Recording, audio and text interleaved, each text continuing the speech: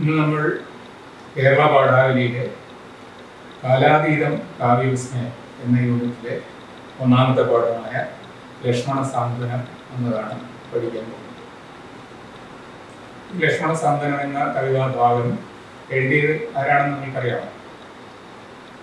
എഴുത്തച്ഛനാണ് അത് എഴുതിയത് എന്നെല്ലാവർക്കും അറിയാം. ആരാണ് എഴുത്തച്ഛൻ? മലയാള സാഹിത്യത്തിൽ എഴുത്തച്ഛൻ്റെ പ്രാധാന്യം എന്താണ്? അദ്ദേഹം ജീവിച്ചിരുന്ന കാലഘട്ടം എന്നാണ്? ഇതിനെക്കുറിച്ചൊക്കെ ആദ്യം നമുക്ക് അല്പം ഒന്ന് ചർച്ച ചെയ്യാം.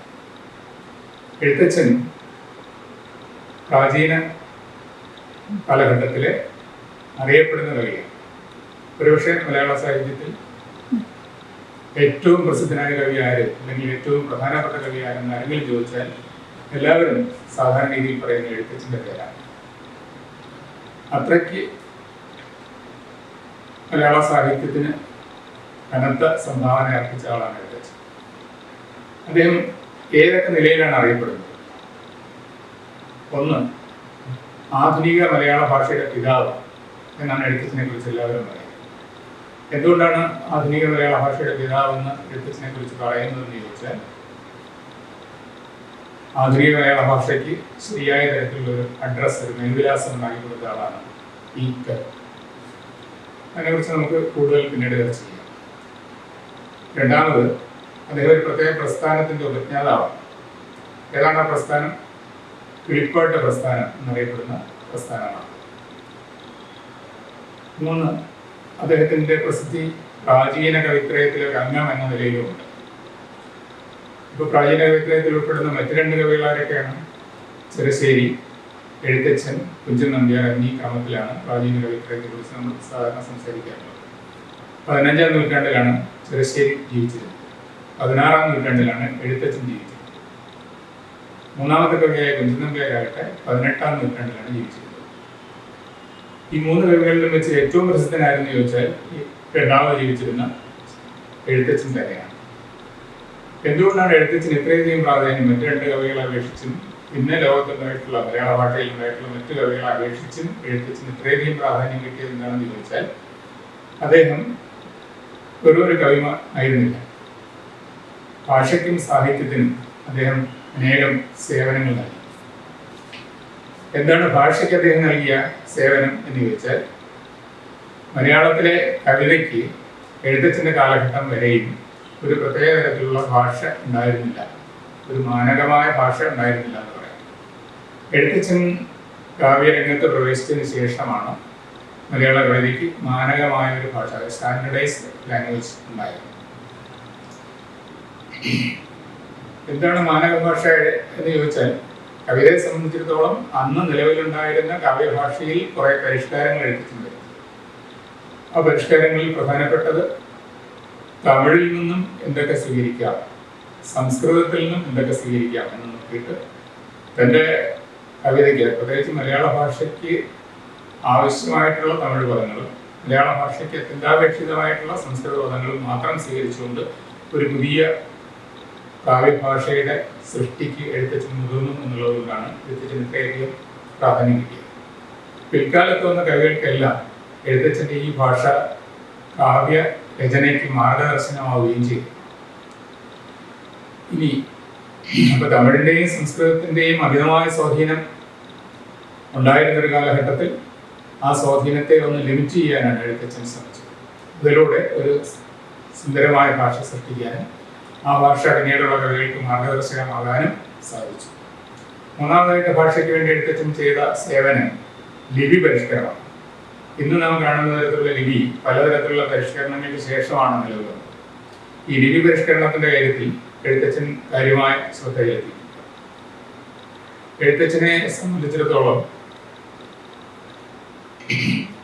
ഒരു ഭാഷാ സേവകൻ എന്നുള്ള നിലയിലല്ലാതെ ഒരു സാമൂഹിക സേവകൻ എന്ന നിലയിൽ പ്രസിദ്ധിയുണ്ട്. എന്താണ് എഴുത്തച്ഛൻ നമുക്ക് നൽകിയ സാമൂഹ്യ സേവനം? എഴുത്തച്ഛൻ്റെ കാലഘട്ടം 16-ാം നൂറ്റാണ്ടാണെന്ന് നിങ്ങൾക്കറിയാം. 16-ാം നൂറ്റാണ്ടിൽ ജീവിച്ചിരുന്ന എഴുത്തച്ഛൻ ആ കാലഘട്ടത്തിൽ ഇവിടെ ഉണ്ടായിരുന്ന സാമൂഹിക അവസ്ഥയുമായിട്ട് കാവ്യത്തിലൂടെ പ്രതികരിച്ച ആളാണ്. എന്തായിരുന്നു അന്നത്തെ കാലഘട്ടത്തിൽ ഇവിടുത്തെ സാമൂഹിക അവസ്ഥ? പോർച്ചുഗീസുകാരാണ് അവിടെ ഭരിച്ചുകൊണ്ടിരുന്നത്. പോർച്ചുഗീസുകാരുടെ ഭരണത്തിന് കീഴിൽ ഇന്ത്യ അമർന്നിരുന്ന കാലഘട്ടത്തിൽ ഇന്ത്യയിലുണ്ടായിരുന്ന സദാചാര മൂല്യങ്ങൾക്കൊക്കെ കുറച്ച് മാറ്റം സംഭവിച്ചു. അപ്പോൾ സദാചാരപരമായി അധപ്പതിച്ചിരുന്ന ഒരു ജനതയായിരുന്നു ഇന്ത്യയിൽ ഒട്ടാകെ ഉണ്ടായിരുന്നത്, പ്രത്യേകിച്ചും കേരളം. അങ്ങനെ സദാചാരപരമായി അധപ്പതിച്ചിരുന്ന കേരള ജനതയെ ഭക്തിയുടെ കൈവിളക്കേന്തി എഴുത്തച്ഛൻ വെളിച്ചത്തിലേക്ക് നയിക്കുകയാണ് ചെയ്തത്. എന്തു തരത്തിലുള്ള ഭക്തിയാണ് എഴുത്തച്ഛൻ ഇവിടെ പ്രചരിപ്പിച്ചത്? രണ്ടു തരത്തിലുള്ള ഭക്തി ഭാരതത്തിൽ പ്രചാരത്തിലുണ്ടായിരുന്നു കാലത്ത്. ഒന്ന് വൈഷ്ണവ ഭക്തി, വേറൊന്ന് ശൈവഭക്തി. ശൈവഭക്തിക്കായിരുന്നു ആദ്യകാലത്ത് പ്രചാരം കൂടുതൽ. എഴുത്തച്ഛൻ കാവ്യരംഗത്ത് വന്നതിന് ശേഷം വൈഷ്ണവ ഭക്തിക്ക്, വിഷ്ണു ഭക്തിക്ക് പ്രചാരം വർദ്ധിക്കുകയും വർദ്ധിച്ചു. വിഷ്ണു ഭക്തി പ്രചരിപ്പിക്കാൻ വേണ്ടി എഴുത്തച്ഛൻ രണ്ട് പ്രധാനപ്പെട്ട കൃതികളാണ് രചിച്ചത്. നിങ്ങൾക്കറിയാം, ഒന്ന് മഹാഭാരതം കിളിപ്പാട്ട്, വേറൊന്ന് രാമായണം കിളിപ്പാട്ട്.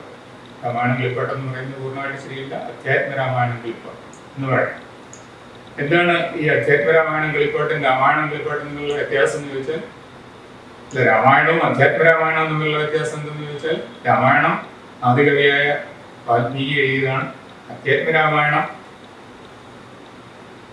സംസ്കൃതത്തിലുണ്ടായിട്ടുള്ള മറ്റൊരു സ്വതന്ത്ര കൃതിയാണ്. അധ്യാത്മ രാമായണം രചിച്ച ആളാരാണെന്ന് പറഞ്ഞുള്ള. ഇപ്പൊ എഴുത്തച്ഛൻ ചെയ്തത് എന്താണെന്ന് വെച്ചാൽ, വാൽമീകിയുടെ രാമായണത്തെ അതുപോലെ മലയാളത്തിലേക്ക് തർജ്ജമ ചെയ്യുകയല്ല ചെയ്തത്, അതിനു പകരം അധ്യാത്മ രാമായണം മലയാളത്തിലേക്ക് തർജ്ജമ ചെയ്യുകയാണ് ചെയ്തത്. അധ്യാത്മ രാമായണം എന്തുകൊണ്ട് സ്വീകരിച്ചു എഴുത്തച്ഛൻ എന്ന് ചോദിച്ചാൽ, വിഷ്ണുവിന്റെ അവതാരമായിട്ടാണ് രാമനെ എല്ലാവരും പരിഗണിക്കുന്നത്. വിഷ്ണുവിന്റെ അവതാരം എന്നുള്ള നിലയിൽ രാമന്റെ പ്രസിദ്ധി കൂടുതലും വർണ്ണിച്ചിട്ടുള്ളത് അധ്യാത്മരാമായണത്തിലാണ്. അതുകൊണ്ടാണ് ഭക്തി പ്രചാരണത്തിന് ഏറ്റവും യോജിച്ചത് രാമായണത്തെക്കാളും അധ്യാത്മ രാമായണമാണെന്ന് എഴുത്തച്ഛന് തോന്നി. അതുകൊണ്ടാണ് അധ്യാത്മ രാമായണത്തെ അദ്ദേഹം തന്റെ തർജ്ജമയ്ക്ക് വേണ്ടി സ്വീകരിച്ചത്. ഇനി ഭക്തിയുടെ പ്രചരണത്തിലൂടെ ജനസമൂഹത്തെ സമുദ്ധരിക്കാൻ കഴിയുമെന്ന് എഴുത്തച്ഛൻ തെളിയിക്കുകയാണ് ചെയ്തത്. ഓരോ കവിയും ഏതെങ്കിലും ഒരു പ്രത്യേക പ്രസ്ഥാനത്തിന്റെ ഉപജ്ഞാതാവായിരിക്കും. എഴുത്തച്ഛൻ ഭക്തി പ്രസ്ഥാനത്തിന്റെ ഉപജ്ഞാതാവായത്, അല്ലെങ്കിൽ ഭക്തി പ്രസ്ഥാനത്തിന്റെ പ്രചാരകനായത് ഭക്തിയിലൂടെ ജനങ്ങളെ സമുദ്ധരിക്കാമെന്ന് വിചാരിച്ചിട്ടാണ്. ഭക്തി പോലെ ജനങ്ങളെ സമുദ്ധരിക്കാൻ പറ്റുന്ന അല്ലെങ്കിൽ നന്നാക്കാൻ പറ്റുന്ന തരത്തിലുള്ള വേറൊന്നുമില്ല എന്ന് എഴുത്തച്ഛൻ തോന്നിയതിന്റെ അടിസ്ഥാനത്തിലാണ് അദ്ദേഹം ഭക്തി സ്വീകരിച്ചത്. അങ്ങനെ ഞാൻ നേരത്തെ സൂചിപ്പിച്ചതുപോലെ രാമായണം, മഹാഭാരതം എന്നീ നമ്മുടെ പ്രസിദ്ധ ഇതിഹാസ കാവ്യങ്ങളെ ആസ്പദമാക്കി അദ്ദേഹം സ്വതന്ത്രമായിട്ട് ഈ കിളിപ്പാട്ടുകൾ തർജ്ജമ ചെയ്യുകയും ചെയ്തു. ഇപ്പോൾ നിങ്ങൾക്കറിയാം, അധ്യാത്മ രാമായണം കിളിപ്പാട്ട്, മഹാഭാരതം കിളിപ്പാട്ട് എന്നിവയാണ് എഴുത്തച്ഛൻ്റെ പ്രധാനപ്പെട്ട കൃതികൾ. ഇനി എഴുത്തച്ഛനെ കുറിച്ച് പറയുമ്പോൾ മലയാള സാഹിത്യത്തിന് മറ്റെന്തൊക്കെ സംഭാവന എഴുത്തച്ഛൻ അർപ്പിച്ചു എന്ന് ചോദിച്ചാൽ, ഈ പറഞ്ഞത് കൂടാതെ വേറെ പല കാര്യങ്ങളിലും എഴുത്തച്ഛൻ നമുക്ക് മാർഗദർശകമായിട്ടുണ്ട്.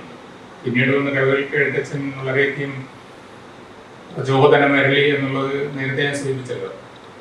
ചില കവികൾ തന്നെ എഴുത്തച്ഛനെ കുറിച്ച് പറഞ്ഞിട്ടുണ്ട്.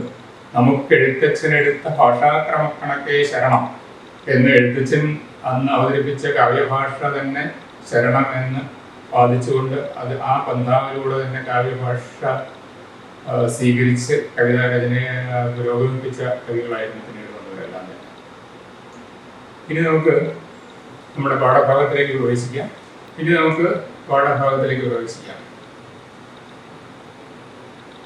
ലക്ഷ്മണ സാന്ത്വനം എന്നാണല്ലോ പാഠഭാഗത്തിന്റെ പേര്. ഈ ലക്ഷ്മണ സാന്ത്വനം എന്ന പാഠഭാഗം എവിടെ നിന്ന് എടുത്തു, അതിൻ്റെ ഉറവിടം എന്താണ് എന്ന് ഞാൻ നേരത്തെ സൂചിപ്പിച്ചു. അധ്യാത്മ രാമായണം കിളിപ്പാട്ടിൽ നിന്നാണ് ലക്ഷ്മണ സാന്ത്വനം എടുക്കുന്നത്. അധ്യാത്മ രാമായണം പല കാണ്ഡങ്ങളായിട്ടാണ് തിരിച്ചിരിക്കുന്നത്. അതിലെ ഒരു പ്രധാനപ്പെട്ട കാണ്ഡമാണ് അയോധ്യാകാന്ഡം. ആ അയോധ്യാകാന്ഡത്തിലെ ലക്ഷ്മണോപദേശം എന്ന് പറയുന്നൊരു ഭാഗമുണ്ട്. ആ ലക്ഷ്മണോപദേശത്തിൽ നിന്നും കുറച്ച് ഭാഗം ചേർത്തിട്ടാണ് ലക്ഷ്മണ സാന്ത്വന എന്ന പേരിൽ നമ്മുടെ പാഠഭാഗം തയ്യാറാക്കിയിട്ടുള്ളത്. എന്താണ് ഇവിടുത്തെ കഥാസന്ദർഭം എന്നുകൂടി നിങ്ങൾ അറിഞ്ഞിരിക്കുന്നത് നന്നായിരിക്കും. ശ്രീരാമനെ കുറിച്ച് നിങ്ങൾക്കറിയാം. ശ്രീരാമൻ ദശരഥ മഹാരാജാവിൻ്റെ മകനാണ്. ദശരഥ മഹാരാജാവിന് 3 ഭാര്യമാരുള്ളതിനെ കുറിച്ച് നിങ്ങൾക്കറിയാം. ഒന്ന് കൗസല്യ, കൈകേയി, സുമിത്ര. ഇതിൽ ആരുടെ മകനാണ് ശ്രീരാമൻ? കൗസല്യയുടെ മകനാണ് ശ്രീരാമൻ. ശ്രീരാമൻ മൂത്ത മകനാണ്. നിയമപ്രകാരം മൂത്ത മകനായ ശ്രീരാമനെ യുവരാജാവായിട്ട് അഭിഷേകം ചെയ്യാൻ ദശരഥ മഹാരാജാവ് തീരുമാനിക്കുന്നു. ഈ വിവരം അറിഞ്ഞുകൊണ്ട് കൈകേയി തൻ്റെ മകനെ രാജാവാക്കണമെന്ന് ദശരഥ മഹാരാജാവിനോട് ആവശ്യപ്പെടുന്നു. അതിൻ്റെ അടിസ്ഥാനത്തിൽ ചില പ്രശ്നങ്ങളൊക്കെ ഉണ്ടാകുന്നു. അങ്ങനെ ദശരഥ മഹാരാജാവിൻ്റെ അദ്ദേഹം ഒരു ധർമ്മസങ്കടത്തിലാവുന്നു. ചുരുക്കത്തിൽ ശ്രീരാമൻ്റെ അഭിഷേകം മുടങ്ങുന്നു. മാത്രവുമല്ല, നേരത്തെ ഉള്ള ഒരു കരാർ അനുസരിച്ച് ശ്രീരാമനെ 14 വർഷം വനത്തിലേക്ക് അയക്കുകയും ചെയ്യേണ്ടിയിരിക്കുന്നു. ഇപ്പോൾ അഭിഷേകം മുടങ്ങുന്നു, രാജാവാകാൻ പറ്റുന്നില്ല. മാത്രവുമല്ല, അദ്ദേഹം 14 വർഷം വനത്തിലേക്ക് പോവുകയും ചെയ്യാം. ഈ വിവരം ശ്രീരാമന്റെ പ്രിയപ്പെട്ട അനുജനായ ലക്ഷ്മണൻ അറിയാം. ലക്ഷ്മണൻ ശ്രീരാമനെ പോലെയല്ല, അദ്ദേഹം കുറച്ചൊരു ക്ഷിപ്രകോപിയാണ്. അദ്ദേഹം എടുത്തിയാടി പ്രവർത്തിക്കുന്നവനാണെന്ന് വേണമെങ്കിൽ പറയാം. മറ്റെല്ലാ ഗുണങ്ങളും ഉണ്ടെങ്കിലും ഈ ഒരു ദോഷം ലക്ഷ്മണനുണ്ട്. ലക്ഷ്മണൻ ഉടൻ തന്നെ സൂര്യവാളുമായിട്ട് രംഗത്തേക്ക് വരുന്നു. ശ്രീരാമന്റെ അഭിഷേകം മുടങ്ങാൻ കാരണക്കാരായ അച്ഛനെയും അമ്മയെയും മറ്റും കൊല്ലും എന്നുള്ള വിചാരത്തോടെ ഒരു ആഹ്വാനത്തോടെയാണ് ലക്ഷ്മണൻ പുറത്തേക്ക് വരുന്നത്. ഉടൻ തന്നെ ലക്ഷ്മണനെ തടയാനായിട്ട് ശ്രീരാമൻ ശ്രമിക്കുന്നു. ലക്ഷ്മണനെ തടഞ്ഞുകൊണ്ട് ശ്രീരാമൻ ചില ഉപദേശങ്ങൾ ലക്ഷ്മണന് നൽകുന്നു. ആ ഉപദേശമാണ് ലക്ഷ്മണോപദേശം എന്ന പേരിൽ പ്രസിദ്ധമായിട്ടുള്ള ഒരു ഭാഗം. അതിൽ നിന്ന് എടുത്തിട്ടുള്ള ഒരു ചെറിയ ഭാഗമാണ് നമ്മൾ പഠിക്കുന്നത്. ഇനി നമുക്ക് പാഠഭാഗത്തിലെ വരികളിലേക്ക് വരാം. ആ വരികളൊന്നും കുറച്ച് ഭാഗം, അതായത് ലക്ഷ്മണ സാന്ത്വനം എന്ന് പറയുന്ന പാഠഭാഗത്തെ നമ്മൾ 3 ഭാഗങ്ങളായിട്ട് തിരിക്കുന്നു. അതിൽ ഒന്നാമത്തെ ഭാഗമാണ് നമ്മളിപ്പോൾ പഠിക്കാൻ വിചാരിക്കുന്നത്. വരികളിലേക്ക് വരാം. നിങ്ങൾക്ക് വ്യക്തത കിട്ടാൻ വേണ്ടി വരികൾ ആദ്യം ഞാനൊന്ന് വായിക്കാം. വത്സ സൗമിത്രേ കുമാര നീ കേൾക്കണം, മത്സരാദ്യം വെടിഞ്ഞെന്നുടെ വാക്കുകൾ, നിന്നുടെ തത്വം അറിഞ്ഞിരിക്കുന്നത് മുന്നമേ ഞാനടോ നിന്നുള്ളിൽ എപ്പോഴും. എന്നെക്കുറിച്ചുള്ള വാത്സല്യപൂരവും നിന്നോളമില്ല മറ്റാർക്കും എന്നുള്ളതും, നിന്നാൽ അസാധ്യമായില്ലൊരു കർമ്മവും, നിർണയമെങ്കിലും ഒന്നിത് കേൾക്ക നീ. ദൃശ്യമായുള്ളൊരു രാജ്യദേഹാദി, വിശ്വവും നിശേഷ ധാന്യധനാദിയും, സത്യമെന്നാകിലേ തൽപ്രയാസന്തവ, ഉത്തമതല്ലായിലെന്തതിനാൽ ഫലം. ഭോഗങ്ങളെല്ലാം ക്ഷണപ്രഭാചഞ്ചലം, വേഗേന നഷ്ടമാം ആയുസ്സുമോർക്ക നീ. വന്യസന്തപ്ത ലോഹസ്താംബു ബിന്ദുനാ സന്നിപം മർത്യജന്മം ക്ഷണപങ്കുരം. ചക്ഷുശ്രവണകളസ്തമാം ദർദുരം, ഭക്ഷണത്തിനപേക്ഷിക്കുന്നത് പോലെ കലാഹിന പരിഗ്രസ്തമാം ലോകവും, ആലോലചേതസ ഭോഗങ്ങൾ തേടുന്നു. ഇത്രയും ഭാഗമാണ് നമ്മൾ ഇന്ന് ചർച്ച ചെയ്യാൻ ഉദ്ദേശിക്കുന്നത്. ഇനി നമുക്ക് ഞാൻ നേരത്തെ സൂചിപ്പിച്ചതുപോലെ ഈ പാഠഭാഗത്തിന്റെ ഉള്ളടക്കം, അല്ലെങ്കിൽ ലക്ഷ്മണ സാന്ത്വനം എന്ന് പറയുന്ന ആ പാഠഭാഗത്തിന്റെ ഉള്ളടക്കം എന്ന് പറയുന്നത് ലക്ഷ്മണന് ശ്രീരാമൻ നൽകുന്ന ചില ഉപദേശങ്ങളാണ്. അപ്പോൾ ഉപദേശങ്ങൾ നൽകുന്ന ഉപദേശങ്ങൾ നൽകുന്ന ശ്രീരാമൻ ചില തത്വചിന്താ ശകലങ്ങളാണ് ലക്ഷ്മണനുമായി പങ്കുവയ്ക്കുന്നത്. യഥാർത്ഥത്തിൽ ഇവിടെ എഴുത്തച്ഛൻ ആണ് കവിതാ രചന നടത്തിയിരിക്കുന്നത്. അപ്പൊ തത്വചിന്തകനായ എഴുത്തച്ഛന്റെ മഹത്വമാണ് നമ്മളിവിടെ മനസ്സിലാക്കേണ്ടത്. എന്തൊക്കെ തത്വങ്ങളാണ് എഴുത്തച്ഛൻ ശ്രീരാമനിലൂടെ ലക്ഷ്മണനിലേക്ക് കൊടുക്കുന്നത് എന്ന് നമുക്ക് നോക്കാം. അതിനു മുമ്പായിട്ട്, ഈ തത്വങ്ങൾ പറയുന്നതിന് മുമ്പായിട്ട് ലക്ഷ്മണനെ ആ തത്വങ്ങൾ കേൾക്കാൻ ഒന്ന് പ്രേരിപ്പിക്കേണ്ട ആവശ്യമുണ്ട്, അല്ലെങ്കിൽ ഒന്ന് പരുവപ്പെടുത്തേണ്ട ആവശ്യമുണ്ട്, ഒന്ന് പാകപ്പെടുത്തേണ്ട ആവശ്യമുണ്ട്. അതിനുവേണ്ടിയുള്ള ചില സൂത്രങ്ങളാണ് ആദ്യമായിട്ട് ശ്രീരാമൻ പ്രയോഗിക്കുന്നത്. ചില സംബോധനകൾ ശ്രീരാമൻ നടത്തിയിരിക്കുന്നത് ശ്രദ്ധിച്ചു നോക്കൂ. വത്സ സൗമിത്രേ കുമാര നീ കേൾക്കണം. അവിടെ വത്സ, സൗമിത്രി, കുമാര, ഈ 3 സംബോധനകളിലും പ്രത്യേക അർത്ഥമുണ്ടെന്ന് നമ്മൾ മനസ്സിലാക്കും. ലക്ഷ്മണന്റെ ഇപ്പോഴത്തെ അവസ്ഥ എന്താണ്? ലക്ഷ്മണൻ വളരെയധികം ദേഷ്യപ്പെട്ട് നിൽക്കുക, വാളും ഊരിക്കൊണ്ട് നിൽക്കുക. അച്ഛനായാലും അമ്മയായാലും ആരെയായാലും ഞാൻ കൊല്ലും. എൻ്റെ പ്രിയപ്പെട്ട ജ്യേഷ്ഠന്റെ രാജസ്ഥാനം നഷ്ടപ്പെടുത്തിയത് ആരായാലും, ഒരച്ഛനായാലും, ആ ബന്ധമൊന്നും ഞാൻ നോക്കുന്നില്ല, ആരെയായാലും ഞാൻ കൊല്ലും. ഏത് വിധേനയും ഞാൻ എൻ്റെ ജ്യേഷ്ഠനെ രാജാവാക്കിയിട്ടേ അടങ്ങും എന്നുള്ള വട്ടിൽ നിൽക്കുന്ന ലക്ഷ്മണനെ ഏതെങ്കിലും തരത്തിൽ സമാധാനിപ്പിക്കേണ്ട ആവശ്യമുണ്ട്. അപ്പോൾ വളരെ സൂത്രത്തിൽ മാത്രമേ സമാധാനിപ്പിക്കാൻ പറ്റൂ എന്ന് ശ്രീരാമൻ അറിയാം. അതുകൊണ്ട് ആദ്യം ലക്ഷ്മണനെ ഒന്ന് സാന്ത്വനിപ്പിക്കാൻ, ഒന്ന് സമാധാനിപ്പിക്കാൻ വേണ്ടിയുള്ള ചില സൂത്രവിദ്യകളാണ് എഴുത്തച്ഛൻ ശ്രീരാമൻ പ്രയോഗിക്കുന്നത്. അതിൽ ഒന്നാമത്തെ സംബോധന വത്സ എന്നാണ്. എന്താണ് വത്സ? വളരെയധികം വാത്സല്യമുള്ളവനെ, പ്രിയപ്പെട്ടവനെ എന്ന് ആദ്യം വിളിക്കുന്നതിലൂടെ തന്നെ ദേഷ്യപ്പെട്ടു നിൽക്കുന്ന ലക്ഷ്മണന്റെ ദേഷ്യം പുറത്തുനിന്ന് ശമിക്കാൻ സാധ്യത. രണ്ടാമത് സൗമിത്രി എന്നാണ് വിളിക്കുന്നത്. എന്താണ് സൗമിത്രിയുടെ അർത്ഥം? സുമിത്രയുടെ മകനാണ് നീ, എൻ്റെ അമ്മയുടെ മകനല്ല, നീ സുമിത്രയുടെ മകനാണ് എന്ന് പറയുമ്പോൾ മോശമായ അർത്ഥമൊന്നും എടുക്കണ്ട. എന്നോട് നിനക്കുള്ള സ്നേഹം എനിക്കറിയാം, എങ്കിലും എൻ്റെ നേരെ അനിയനല്ല നീ, സുമിത്രയുടെ മകനാണ് നീ എന്നും കൂടി ഓർമ്മിപ്പിക്കുന്നത് വളരെ മനഃശാസ്ത്രപരമായിട്ടാണ്. കുമാര എന്ന മൂന്നാമത്തെ സംബോധനയുടെ ആശയം എന്താണ്? നീ വെറും കൊച്ചു പയ്യനാണ്, നിനക്ക് വളരെ സൂക്ഷ്മമായിട്ട് ആലോചിക്കാനുള്ള പ്രായമായിട്ടില്ല, അല്ലെങ്കിൽ നീ ആ തരത്തിൽ ആലോചിക്കുന്നില്ല, നീ വെറും കുമാരനാണ്. ഈ മൂന്ന് സംബോധനകളിലൂടെ വളരെ ദേഷ്യപ്പെട്ടു നിൽക്കുന്ന ലക്ഷ്മണനെ ശാന്തനാക്കാൻ ശ്രീരാമന് കഴിയുന്നു. എന്നിട്ട് പിന്നെ പറയുന്നത്, ഞാൻ പറയുന്ന വാക്കുകൾ നീ കേൾക്കണം, പക്ഷേ അതിനു മുമ്പായിട്ട് നിന്റെ മനസ്സിലിരിക്കുന്ന ചില കാര്യങ്ങൾ നീ മാറ്റിവെക്കുകയും. എന്താണ് നിന്റെ മനസ്സിൽ ഇരിക്കുന്ന കാര്യങ്ങൾ? അല്ലെങ്കിൽ സാധാരണ മനുഷ്യരുടെ മനസ്സിൽ ഉണ്ടായിക്കൂടാത്ത കുറെ വികാരങ്ങൾ. ആ വികാരങ്ങൾ എന്തൊക്കെയാണ്? മതം, മത്സര്യം, അതായത് ഷഡ്വികാരങ്ങൾ എന്ന് പറയും. ഷഡ്വികാരം കാമ, ക്രോധ, ലോഭ, മോഹ, മത, മത്സര്യങ്ങൾ എന്നാണ് ഷഡ്വികാരങ്ങളെ കുറിച്ച് പറയാറുള്ളത്. മനുഷ്യന്റെ ശത്രുക്കളായിട്ടാണ് ഇവയെ സങ്കല്പിച്ചിട്ടുള്ളത്. ഈ ഷഡ്വികാരങ്ങളുടെ അടിമയായിട്ടാണ് നീ ഇപ്പോൾ നിൽക്കുന്നത്. സാധാരണ മനുഷ്യരെല്ലാം മിക്കവാറും ഈ ഷഡ്വികാരങ്ങളുടെ അടിമയായിരിക്കും. അപ്പൊ ഷഡ്വികാരങ്ങളുടെ അടിമയായിട്ട് നിൽക്കുന്ന നീ തൽക്കാലം അത്തരം വികാരങ്ങളൊന്നും മാറ്റിവെച്ചാൽ മാത്രമേ ഞാൻ പറയുന്ന കാര്യങ്ങൾ നിനക്ക് മനസ്സിലാവും. അതുകൊണ്ട് നീ ഞാൻ പറയുന്ന കാര്യങ്ങൾ കേൾക്കണമെങ്കിൽ മനസ്സമാധാനത്തോട് കേൾക്കണം എന്ന് പറഞ്ഞുകൊണ്ടാണ് എഴുത്തച്ഛൻ ശ്രീരാമൻ തന്റെ ഉപദേശങ്ങളിലേക്ക് കടക്കുന്നത്. വത്സ സൗമിത്രേ കുമാര നീ കേൾക്കണം, മത്സരാദ്യം വെടിഞ്ഞ എന്നുടെ വാക്കുകൾ, നിന്നുടെ തത്വം അറിഞ്ഞിരിക്കുന്നത് മുന്നമേ ഞാനടോ. നീ ആരാണെന്ന് എനിക്കറിയാം, നിനക്ക് എന്നോടുള്ള സ്നേഹം എന്താണെന്ന് എനിക്കറിയാം. നിന്നുള്ളിൽ എപ്പോഴും എന്നെക്കുറിച്ചുള്ള കാരുണ്യപൂർവ്വം, നിന്റെ മനസ്സിൽ എപ്പോഴും എന്നെക്കുറിച്ചുള്ള കാരുണ്യം മാത്രമാണ്. അത് നിനക്കുള്ളതുപോലെ മറ്റാർക്കും എന്നോടില്ല എന്നും എനിക്കറിയാം. എങ്കിലും ഞാൻ പറയുന്ന കാര്യങ്ങൾ നീ ഒന്ന് കേൾക്കണം. ഇപ്പോഴത്തെ അവസ്ഥയിൽ ഞാൻ പറയുന്ന കാര്യങ്ങൾ നീ മനസ്സിലാക്കിയില്ലെങ്കിൽ ഇവിടെ പല പ്രശ്നങ്ങളും ഉണ്ടാകാൻ സാധ്യത. എഴുത്തച്ഛൻ ശ്രീരാമനിലൂടെ നമ്മുടെ മുന്നിൽ അവതരിപ്പിക്കുന്ന പ്രധാനപ്പെട്ട തത്വങ്ങൾ എന്തൊക്കെയാണെന്നാണ് ഇനി നമുക്ക് മനസ്സിലാക്കാൻ. രാജ്യം, ദേഹം, ഇത് രണ്ടും ദൃശ്യമാണ്. ദൃശ്യം നമുക്ക് കാണാൻ പറ്റുന്നതാണ്, നമുക്ക് അനുഭവിച്ചറിയാൻ പറ്റുന്നതാണ്. രാജ്യം, ദേഹം. ദൃശ്യമായുള്ളൊരു രാജ്യദേഹാദിയും വിശ്വവും നിശേഷ ധാന്യ ധനാദിയും. അപ്പൊ എന്തൊക്കെയാണ് ദൃശ്യമായിട്ടുള്ളത്? നമുക്ക് കാണാൻ പറ്റുന്നത്, നമ്മുടെ മുമ്പിൽ കാണുന്ന എല്ലാ വസ്തുക്കളും നമുക്ക് കാണാൻ പറ്റുന്നതാണ്.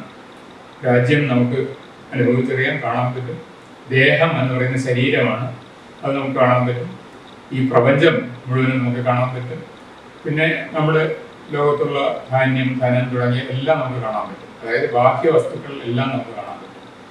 ഇതെല്ലാം സത്യമാണെന്നാണ് നമ്മളെല്ലാം ധരിച്ചിരിക്കുന്നത്. നമ്മുടെ മുന്നിലിരിക്കുന്ന കസേര, മേശ, നമ്മൾ കാണുന്ന എല്ലാ വസ്തുക്കളും, പുസ്തകം തുടങ്ങിയ സകലതും സത്യമാണ്. നമ്മളുടെ ദേഹം തന്നെ സത്യമാണ് എന്നാണ് നമ്മൾ ധരിച്ചിരിക്കുന്നത്.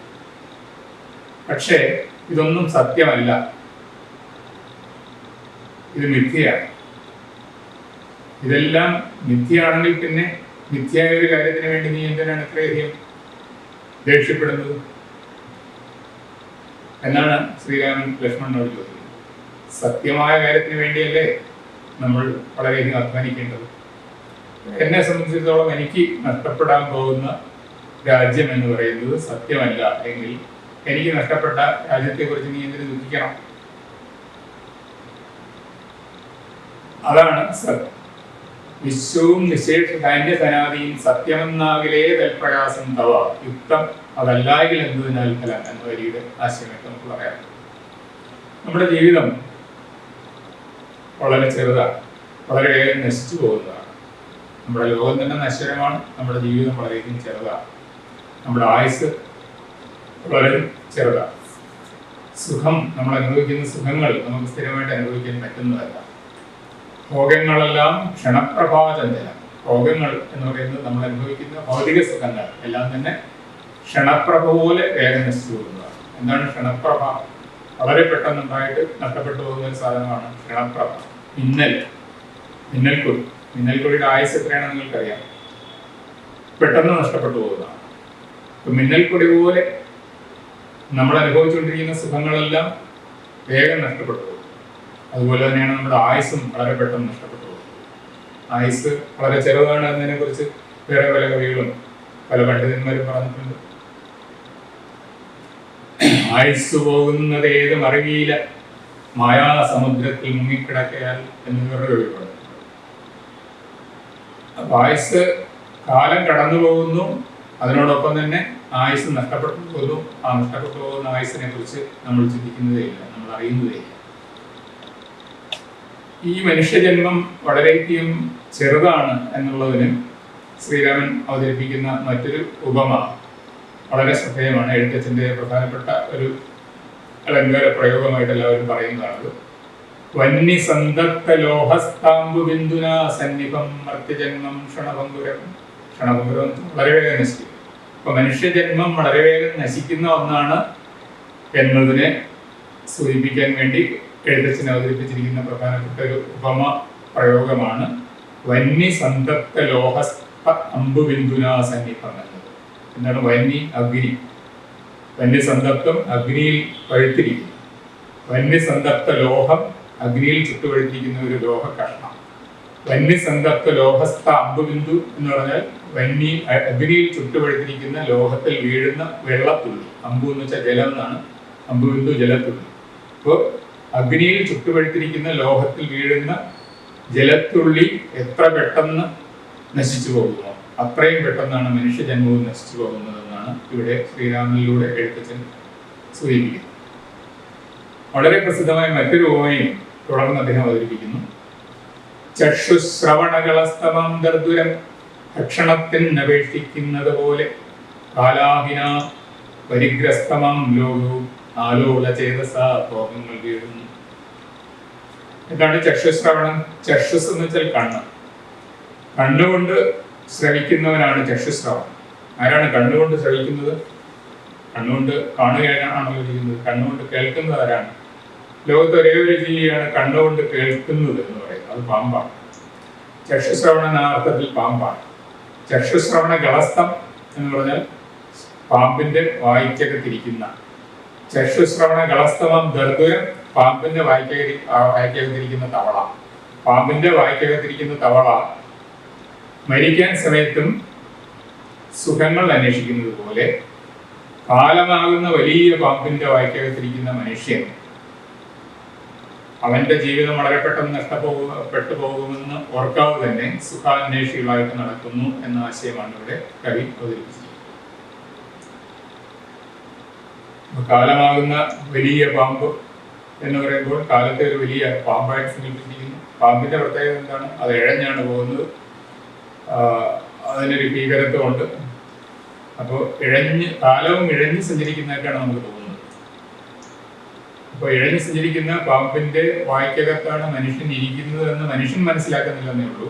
അത് മനസ്സിലാക്കിയിരുന്നെങ്കിൽ മനുഷ്യൻ തന്റെ സുഖാന്വേഷണത്തിൽ അല്പമൊക്കെ ശ്രദ്ധ ചെലുത്തുമായിരുന്നു. ഇപ്പൊ മനുഷ്യൻ സുഖാന്വേഷികളായിട്ട് അങ്ങനെ ജീവിക്കുന്നു. സുഖാന്വേഷികളായിട്ട് ജീവിച്ചുകൊണ്ടിരിക്കുന്ന മനുഷ്യൻ തന്റെ ആയുസ് നഷ്ടപ്പെടുന്നത് മനസ്സിലാക്കുന്നില്ല. ആയുസ് വളരെ പെട്ടെന്ന് നശിച്ചു പോകുന്നതാണെന്ന് നീ മനസ്സിലാക്കണം. അങ്ങനെ മനസ്സിലാക്കിയാൽ തീർച്ചയായിട്ടും നിനക്ക് ഇത്തരം ഭൗതിക സുഖങ്ങളിൽ ഉണ്ടാകുന്ന നഷ്ടത്തെക്കുറിച്ച് വേദന ഉണ്ടാവില്ല എന്നുള്ള സത്യം എഴുത്തച്ഛന് ശ്രീരാമനിലൂടെ ബോധ്യപ്പെടുത്തി തരികയാണ് അനുവാദം. ഇത്രയും കാര്യങ്ങളാണ് ഈ പാഠഭാഗത്തിൽ പ്രസക്തമായിട്ടുള്ളത്. അപ്പൊ നമുക്ക് പഠിച്ച കാര്യങ്ങൾ ഒന്നുകൂടി നോക്കാം. എന്തൊക്കെ കാര്യങ്ങളാണ് നമ്മൾ ഇന്ന് മനസ്സിലാക്കിയത്. അതിനുശേഷം നമുക്ക് പരീക്ഷയ്ക്ക് ചോദിക്കാൻ സാധ്യതയുള്ള ചോദ്യങ്ങളിലേക്ക് പോകാം. നമ്മൾ ഇതുവരെ മനസ്സിലാക്കിയിട്ടുള്ള കാര്യങ്ങൾ എന്തൊക്കെയാണ് ഒന്നുകൂടെ നോക്കാം. ആദ്യം നമ്മൾ കവിയെക്കുറിച്ച് പറഞ്ഞു. അദ്ദേഹം അവതരിപ്പിച്ച പ്രസ്ഥാനത്തെക്കുറിച്ച് പറഞ്ഞു. അദ്ദേഹം ഭാഷയ്ക്ക് വേണ്ടി ചെയ്തിട്ടുള്ള സേവനങ്ങളെ കുറിച്ച് പറഞ്ഞു. ഒരു സദാചാര പ്രവർത്തകൻ എന്ന നിലയിൽ എഴുത്തച്ഛൻ നമുക്ക് എന്തൊക്കെ സംഭാവന നൽകി എന്ന് പറഞ്ഞു. അതിനുശേഷം ചില ലോക തത്വങ്ങൾ എഴുത്തച്ഛൻ നമ്മുടെ മുമ്പിൽ അവതരിപ്പിച്ചു. ആ ലോക തത്വങ്ങൾ എന്തൊക്കെയാണെന്ന് ഈ പാഠഭാഗത്തിൻ്റെ ഈ പ്രത്യേക ഭാഗത്തിൽ പ്രത്യക്ഷപ്പെടുന്ന ലോക തത്വങ്ങൾ എന്തൊക്കെയാണെന്ന് നമുക്കൊന്നുകൂടെ നോക്കാം. ആദ്യം എഴുത്തച്ഛൻ സൂചിപ്പിച്ചത് കാമം, ക്രോധം, ലോഭം, മോഹം, മതം, മാത്സര്യം തുടങ്ങിയ ഷഡ്വികാരങ്ങൾ മനുഷ്യന്റെ ശത്രുക്കളാണ് എന്നുള്ള കാര്യമാണ്. ഇന്നത്തെ ലോകത്ത് കാമം, ക്രോധം, ലോഭം, മോഹം, മതം, മാത്സര്യം എന്നീ വികാരങ്ങൾ മനുഷ്യന്റെ ശത്രുക്കളാണെന്ന് മനസ്സിലാക്കിയിട്ടുള്ള എത്ര ആളുകളുണ്ട് എന്ന് നിങ്ങൾ ആലോചിച്ച് നോക്കാം. അത് മനസ്സിലാക്കിയിരുന്നെങ്കിൽ ഇന്ന് ലോകത്ത് നടക്കുന്ന പല കാര്യങ്ങളും അതുപോലെ നടക്കില്ലായിരുന്നു. ധർമ്മത്തിനും അതുപോലെ തന്നെ നന്മയ്ക്കും മറ്റെല്ലാ മൂല്യങ്ങൾക്കും വളരെയധികം പ്രാധാന്യം നഷ്ടപ്പെട്ടുകൊണ്ടിരിക്കുന്ന കാലഘട്ടമാണ്. ഇങ്ങനെ സംഭവിക്കാനുള്ള കാരണം എഴുത്തച്ഛൻ്റെ ഉപദേശം നമ്മൾ ശ്രമിക്കാത്തതാണ്. അല്ലെങ്കിൽ ഭാരതീയ തത്വചിന്തയുടെ പ്രധാനപ്പെട്ട ഒരു ആശയം തന്നെയാണ് കാമക്രോധ ലോഭം മോഹാദികൾ നമ്മൾ വെടിയണം എന്നുള്ളത്. അത് നമ്മൾ മനസ്സിലാക്കിയിട്ടില്ല. അപ്പൊ ഈ പാഠം പഠിക്കുന്നതിലൂടെ നമ്മൾ മനസ്സിലാക്കേണ്ട കാര്യം കാമക്രോധ ലോഭ മോഹാദികൾക്ക് മനുഷ്യൻ ഒരിക്കലും അടിമപ്പെടരുത്. രണ്ട്, ഇത്തരം ദുഷിച്ച വികാരങ്ങൾക്ക് നമ്മൾ അടിമപ്പെട്ടാൽ നമ്മുടെ മനസ്സിന്റെ നിയന്ത്രണം തന്നെ നമുക്ക് നഷ്ടപ്പെട്ടു പോകും എന്നുള്ള കാര്യം നമ്മൾ മനസ്സിലാക്കും. അപ്പൊ മനോനിയന്ത്രണം ആണ് ഏറ്റവും പ്രധാനം. മനോനിയന്ത്രണം നഷ്ടപ്പെട്ടു പോയാൽ നമ്മൾ പെരുമാറുന്നത് എങ്ങനെയാണെന്ന് നമുക്ക് തന്നെ അറിയാൻ പറ്റാതെ വരും. അപ്പോൾ വളരെ മോശമായിട്ട് നമ്മൾ പെരുമാറുന്നത് നമ്മുടെ മനോനിയന്ത്രണം നഷ്ടപ്പെട്ടതുകൊണ്ടാണ് നമ്മൾ മനസ്സിലാക്കി കഴിഞ്ഞാൽ പിന്നീട് അതിനനുസരിച്ച് നമ്മുടെ പെരുമാറ്റത്തിന് മാറ്റം വരുത്താൻ നമുക്ക് സാധിക്കും. അതാണ് ഈ പാഠഭാഗത്തിലൂടെ നമ്മൾ മനസ്സിലാക്കേണ്ട വേറൊരു കാര്യം. ഇനി ഒരു മനുഷ്യന് മറ്റു മനുഷ്യനോട് സ്നേഹമൊക്കെ ആകാം. പക്ഷെ ആ സ്നേഹം അന്ധമായി തീർന്നാൽ ആ സ്നേഹം കൊണ്ട് ആ മനുഷ്യന് ദോഷമേ ഉണ്ടാകുള്ളൂ എന്നൊരു ഗുണപാഠം കൂടി ഇവിടെ ലക്ഷ്മണന്റെ പെരുമാറ്റത്തിലൂടെ നമ്മൾ പഠിപ്പിച്ചു തരുന്നുണ്ട് ശ്രീരാമൻ. ഇനി നമുക്ക് പാഠഭാഗത്തിലെ ചില പദങ്ങളുടെ അർത്ഥം, വിപരീതം, പര്യായപദം മുതലായവ നോക്കാം.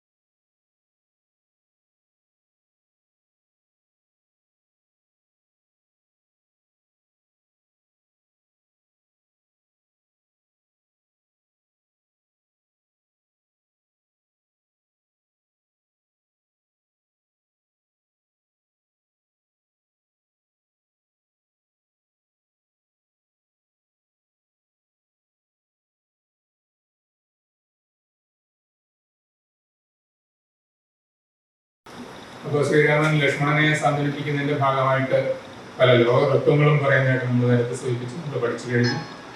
ആ ലോകതത്വങ്ങൾ എന്തൊക്കെയാണെന്ന് നിങ്ങളുടെ ഓർമ്മയ്ക്ക് വേണ്ടി നമുക്കൊന്നുകൂടെ നോക്കാം. രാജ്യം, ദേഹം എന്ന് പറയുന്നത് ശരീരം തന്നെയാണ്. ലോകം, ധാന്യം, ധനം മുതലായവയെല്ലാം സത്യമല്ല, മിഥ്യയാണ്. അതൊക്കെ സത്യമാണെങ്കിൽ ലക്ഷ്മണൻ ചെയ്യുന്ന പ്രവൃത്തിക്ക് യുക്തിയുണ്ടെന്ന് ശ്രീരാമൻ പറയുന്നു. അസത്യമല്ലാത്തിടത്തോളം ലക്ഷ്മണൻ ചെയ്യുന്ന പ്രവൃത്തിക്ക് യാതൊരു യുക്തിയില്ല. അതുകൊണ്ട് നീ എന്നോട് കാണിക്കുന്ന സ്നേഹം നല്ലതാണെങ്കിലും അന്ധമായ സ്നേഹം കൊണ്ട് യാതൊരു പ്രയോജനവുമില്ല. അത് സത്യമില്ലാത്തിടത്തോളം കാലം നിന്റെ പ്രവൃത്തി കൊണ്ട് യാതൊരു ഫലവും ഉണ്ടാകാൻ പോകുന്നില്ല. എനിക്ക് രാജ്യം നഷ്ടപ്പെട്ടത് കൊണ്ട് എനിക്ക് ദുഃഖമില്ല, കാരണം രാജ്യം മിഥ്യയാണ് എന്നുള്ള കാര്യം എനിക്കറിയാം. ഈ കൂടി ആ കാര്യം മനസ്സിലാക്കണമെന്ന് ലക്ഷ്മണനോട് ശ്രീരാമൻ സൂചിപ്പിക്കുകയാണ് ചെയ്യുന്നത്. ഇനി ഈ ലോകത്തിലെ സുഖങ്ങളെ കുറിച്ച് പറയുകയാണെങ്കിൽ ഈ ലോകത്തിലെ സുഖങ്ങളെല്ലാം മിന്നൽ കൊടി പോലെ വളരെ വേഗം നശിച്ചു പോകുന്നതാണ്. തീയിൽ ചുട്ടുപഴുത്തിരിക്കുന്ന ഒരു ലോഹത്തകടിൽ വീഴുന്ന ജലത്തുള്ളിയുടെ ആയുസ് മാത്രമേ മനുഷ്യനുള്ളൂ എന്നും സൂചിപ്പിച്ചു. ചക്ഷുശ്രവണനായ പാമ്പിന്റെ വായിലിരിക്കുന്ന തവള മരിക്കാൻ സമയത്തും ഭക്ഷണം കിട്ടാൻ വേണ്ടി നാവ് നീട്ടുന്നത് പോലെയാണ് മനുഷ്യൻ താൻ വലിയൊരു കാലമാകുന്ന പാമ്പിന്റെ വായിക്കകത്തിരിക്കുകയാണെന്നുള്ള സത്യം മനസ്സിലാക്കാതെ സുഖാന്വേഷികളായിട്ട് നടക്കുന്നത്.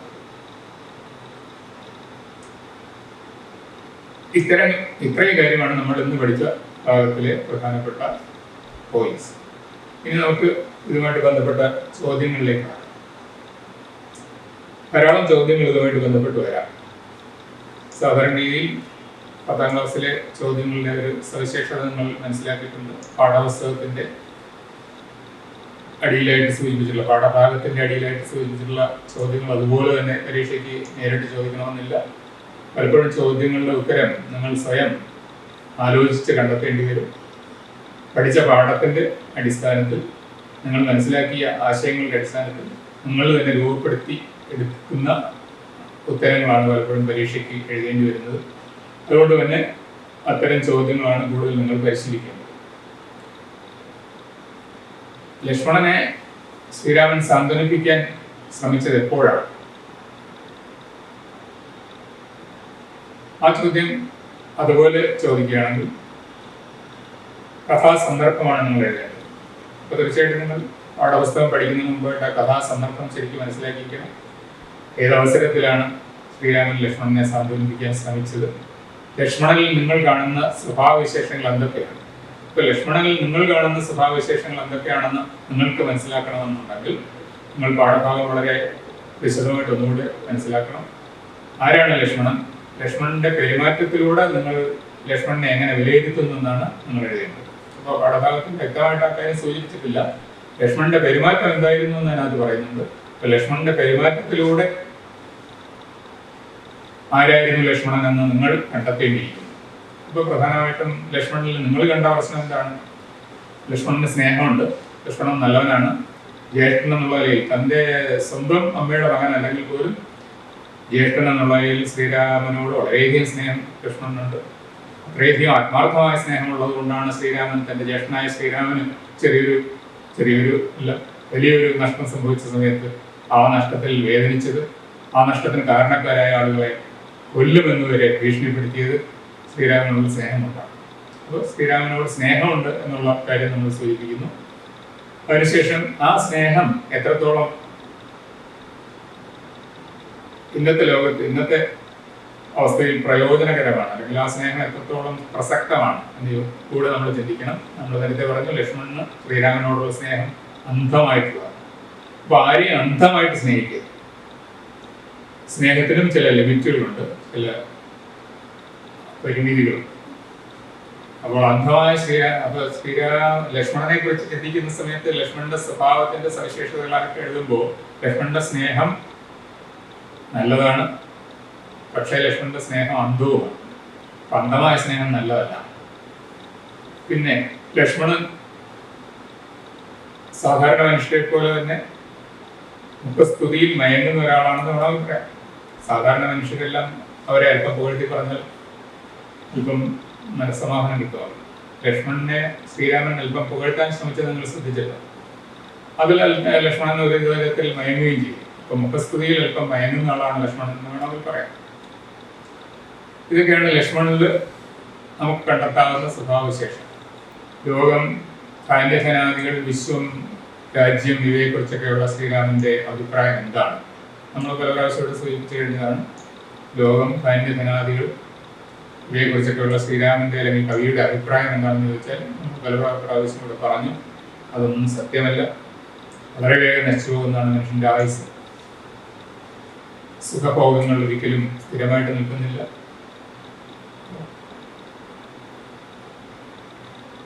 അടുത്ത ചോദ്യത്തിലേക്ക് പോകാം.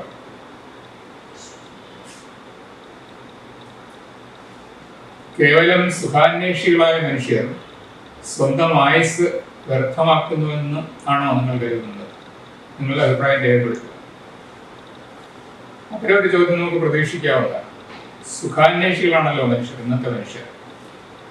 അവരുടെ ആയുസ് ഒരു തരത്തിൽ വ്യർത്ഥമാക്കി കളയുന്നു എന്നാണല്ലോ എഴുത്തച്ഛന്റെ പാഠഭാഗം പഠിക്കുന്നതിലൂടെ നമുക്ക് തോന്നുന്നത്.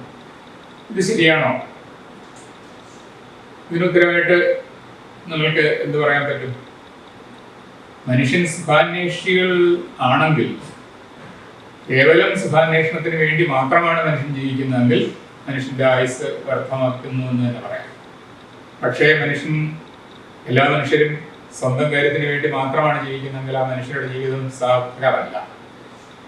പക്ഷേ മനുഷ്യർ മറ്റുള്ള ആളുകളുടെ സുഖത്തിന് വേണ്ടിയാണ് ജീവിക്കുന്നതെങ്കിൽ, മനുഷ്യൻ സുഖം അന്വേഷിക്കുന്നത് മറ്റുള്ള ആളുകൾക്ക് വേണ്ടിയാണെങ്കിലോ അവന്റെ സുഖാന്വേഷണം കുറച്ചൊക്കെ സാർത്ഥകമാണെന്ന് പറയാം.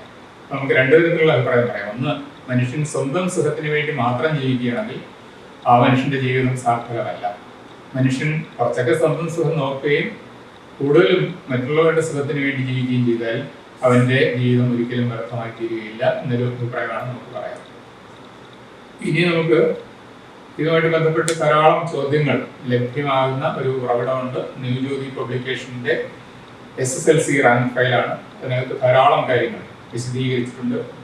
നല്ല പാഠവിശകലനം അതിനകത്ത് കിട്ടും. അതുകൂടി നോക്കിയാൽ നമുക്ക് ഈ ഭാഗത്തെക്കുറിച്ചുള്ള കൂടുതൽ ക്ലാരിറ്റി ലഭിക്കും.